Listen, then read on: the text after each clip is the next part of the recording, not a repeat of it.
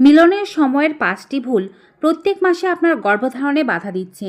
যারা গর্ভধারণ করার চেষ্টা করছেন তারা অবশ্যই সতর্ক হয়ে যাবেন এবং মিলনের সময় এই ৫টি ভুল করবেন না।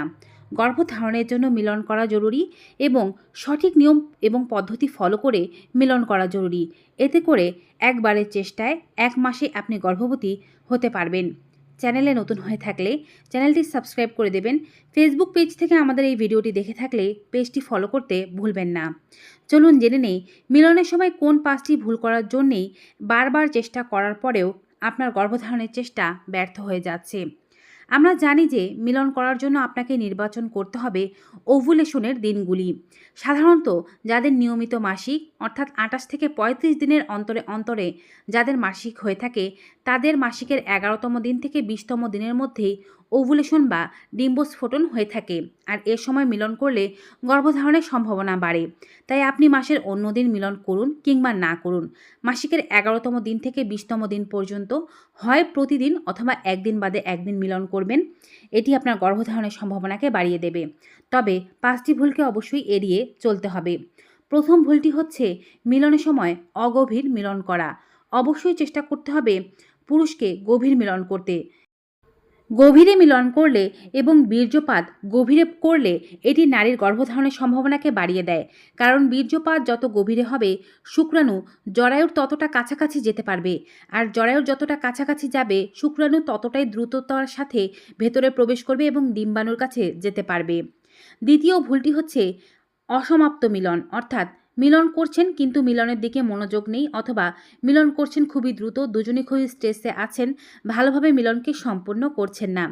এটিও গর্ভধারণের বাধা সৃষ্টি করার একটি অন্যতম কারণ। মিলন করতে হবে রিল্যাক্সে, দুজনকে রিল্যাক্স থাকতে হবে, সময় নিয়ে মিলন করতে হবে। মিলনের জন্য রাত্রেবেলা সময়কে নির্বাচন করতে হবে, খোশ গল্প করতে হবে, নিজেদের মধ্যে ভালোবাসা থাকতে হবে এবং দীর্ঘ মিলন করার পরে বীর্যপাত করতে হবে। এটি গর্ভধারণের সম্ভাবনাকে অনেকাংশে বাড়িয়ে দিচ্ছে। এটি কিন্তু বৈজ্ঞানিকভাবে প্রমাণিত। তৃতীয় ভুলটি হচ্ছে মিলনের সময় কোনো ধরনের লুব্রিকেন্ট, থুতু, ভ্যাসলিন এই টাইপের কোনো জিনিস ব্যবহার করা। এই জিনিসগুলো শুক্রাণুকে আটকে দেয় অথবা শুক্রাণু মেরে ফেলতে পারে। বিশেষ করে যে সমস্ত পুরুষদের শুক্রাণু দুর্বল তাদের ক্ষেত্রে এটি খুবই গুরুত্বপূর্ণ ভূমিকা পালন করে।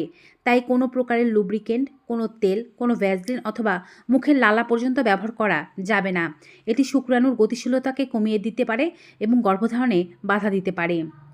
চতুর্থ ভুল হচ্ছে মিলনের পরপর সঙ্গে সঙ্গে বিছানা থেকে উঠে যাওয়া। এটি অধিকাংশ নারীরাই করে থাকেন। মিলনের পরপর একটুও বিছানায় থাকতে চান না, যত দ্রুত সম্ভব নিজেকে পরিষ্কার করতে চান। যখন আপনি গর্ভধারণ করার চেষ্টা করছেন না তখন দ্রুত নিজেকে পরিষ্কার করা ভালো, কিন্তু যদি আপনি গর্ভধারণের চেষ্টা করে থাকেন সেক্ষেত্রে আপনাকে কিছুটা ধৈর্য ধরে অপেক্ষা করতে হবে। পা দুটো কিছুটা ওপরের দিকে তুলে রাখুন অথবা হাঁটু দুটো ভাঁজ করে বিছানায় চিত হয়ে শুয়ে থাকুন। এটি আপনার গর্ভধারণের সম্ভাবনাকে বাড়াবে। পারলে কোমরের নিচে একটি বালিশ দিয়ে দিন। এতে কোমরটা একটু উঁচু হবে এবং বীর্য খুব দ্রুত জরায়ুর দিকে পৌঁছাতে পারবে। খুব দ্রুত যদি আপনি বিছানা থেকে উঠে যান সেক্ষেত্রে গ্র্যাভিটেশনাল যে ফোর্স আছে তার কারণে কিন্তু বীর্য নিচের দিকে চলে যেতে পারে এবং এটি আপনার গর্ভধারণে বাধা সৃষ্টি করতে পারে। পঞ্চম ও সর্বশেষ ভুল হচ্ছে মিলনের পরপর খুব দ্রুত প্রস্রাব করে ফেলা এবং সাবান দিয়ে নিজেকে ধৌত করা। আপনি যদি খুব দ্রুত প্রস্রাব করেন এবং এর জন্য জেট পাইপ ব্যবহার করেন, এতে করে কিন্তু আপনার যোনি থেকে বেশিরভাগ বীর্য বা শুক্রাণুগুলোই বেরিয়ে যাবে। আবার যদি সাবান দিয়ে নিজেকে ধৌত করেন এতে করেও অনেক শুক্রাণু মরে যাওয়ার সম্ভাবনা রয়েছে। তাই আপনি আধা ঘন্টা পরে ধীরে ধীরে যদি বিছানা থেকে উঠেন এবং এরপরে নিজেকে শুধুমাত্র ঠান্ডা জল দিয়ে পরিষ্কার করেন, ১ ঘন্টা পরে প্রস্রাব করেন, এটি আপনার গর্ভধারণের সম্ভাবনাকে বাড়াবে। এরপরে আপনি ধীর পায়ে বিছানায় যাবেন, ডান কাত অথবা বাম কাত ফিরে শুয়ে থাকবেন এবং ঘুমিয়ে পড়বেন। রাতের বেলা মিলন করলে এটি গর্ভধারণের সম্ভাবনাকে একটু বাড়িয়ে দেয়, কারণ এরপরে মানুষ ঘুমিয়ে পড়ে এবং তাদের বডি রিল্যাক্স হয়ে যায়। আপনি যদি এরপরে ঘুমিয়ে পড়তে পারেন সকালবেলা উঠে স্বাভাবিক কাজকর্ম করবেন। এই দিনগুলোতে চেষ্টা করবেন চা কফি একটু কম পরিমাণে পান করতে, স্ট্রেস একটু কম নিতে, মোবাইল বা ডিভাইস থেকে কিছুটা দূরে থাকতে। রাতের বেলাও মোবাইল বা ডিভাইস ব্যবহার করবেন না, এটি আপনার গর্ভধারণের সম্ভাবনাকে বাড়িয়ে দেবে। আপনি 1 থেকে 2 মাস এই নিয়মগুলো ফলো করে দেখুন, আপনার গর্ভধারণ খুব দ্রুত হয়ে যাবে। তবে যদি পুরুষের বীর্যে কোনো সমস্যা থেকে থাকে, শুক্রাণুর সংখ্যা কম থাকে, মৃত শুক্রাণু থাকে, নারীর ডিম্বাণু যদি ছোট হয়ে থাকে, ডিম্বাণুর কোয়ালিটি যদি ভালো না হয়ে থাকে, সেক্ষেত্রে এই নিয়মগুলো ফলো করার পরেও আপনার গর্ভধারণ নাও হতে পারে। নারীর বয়স যদি 35 বছরের ঊর্ধ্বে হয়ে থাকে, সেক্ষেত্রে কোনো প্রকারের আপনি প্রোটেকশন ছাড়া 6 মাস চেষ্টা করবেন। 6 মাস চেষ্টা করার মধ্যেই যদি আপনি গর্ভবতী না হতে পারেন, সবগুলো নিয়ম ফলো করেও যদি আপনি গর্ভবতী না হতে পারেন, সেক্ষেত্রে আপনাকে ডক্টরের কাছে যেতে হবে। আর যাদের বয়স 35-এর নিচে, তারা 1 বছর পর্যন্ত চেষ্টা করবেন, সব নিয়ম ফলো করবেন। এরপরেও যদি তারা গর্ভবতী না হতে পারেন, বুঝবেন তাদের ডিম্বাণুতে কোনো সমস্যা আছে অথবা পিসিওডি, পিসিওএসের মতো সমস্যা আছে, তারাও দ্রুত ডক্টরের পরামর্শ নেবেন। গর্ভধারণ করার জন্য ডক্টরের পরামর্শ নিতে কোনো প্রকারের লজ্জা বা কার্পণ্য করা উচিত নয়, কারণ আজকাল মানুষের 35 বা 40-এর পরে আর বাচ্চা হচ্ছে না বা কনসিভের সমস্যা দেখা দিচ্ছে।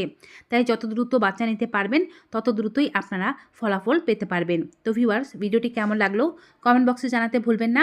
ভালো উপকারী মনে হয়ে থাকলে সকলের মাঝে বেশি বেশি করে শেয়ার করে দিন। সবাই ভালো থাকুন, সুস্থ থাকুন। দেখা হবে নতুন কোনো ভিডিওতে। Good bye and take care.